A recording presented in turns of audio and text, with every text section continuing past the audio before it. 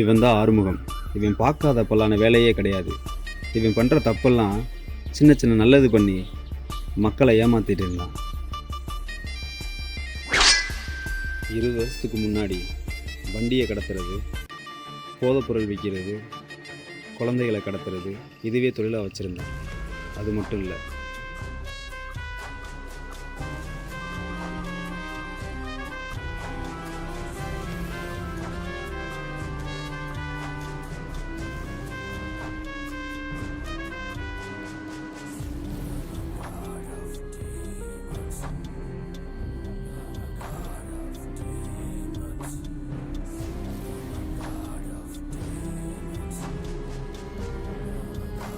ரெண்டு பிள்ளைகளுக்கு தாயின்னு கூட பார்க்காம அவனோட சுகத்துக்காக கெடுத்து தூக்கி எறிஞ்சிட்டு போயிட்டான்.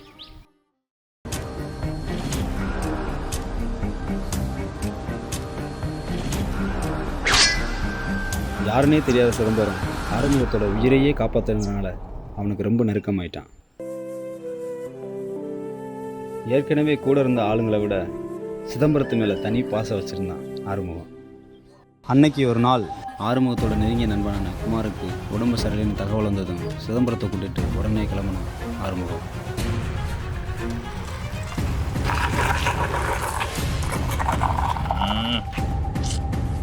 என்னடா தெரியலண்ணே, பார்த்துட்டு இங்கே இரு, பக்கம்தான், போயிட்டு வந்துடுறேன். இருங்கண்ணே, நானும் வரேன்.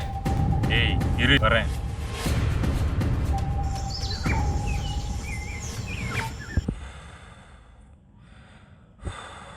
ஆறுமுகம்,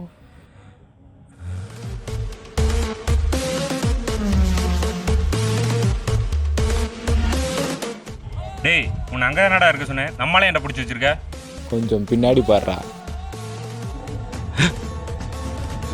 யாரா அவன்? உன்ன மாதிரியே இருக்கான், நம்மளால வேற பிடிச்சி வச்சிருக்கியான்? சொல்றா சொல்றா சொல்றா.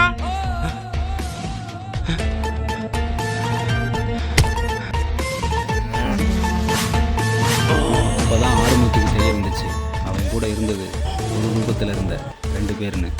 சிதம்பரமும் முத்துராஜவும் ஒரே ஆளுன்னு ஆறுமுகத்தை நம்ப வச்சு 2 பேரும் ஆறுமுகத்துக்கிட்ட நெருங்கிறதுக்காக அவனை காப்பாற்றுற மாதிரி திட்டம் போட்டு குமாரோட நண்பனை மிரட்டி ஆறுமுகத்தை வர வச்சாங்க.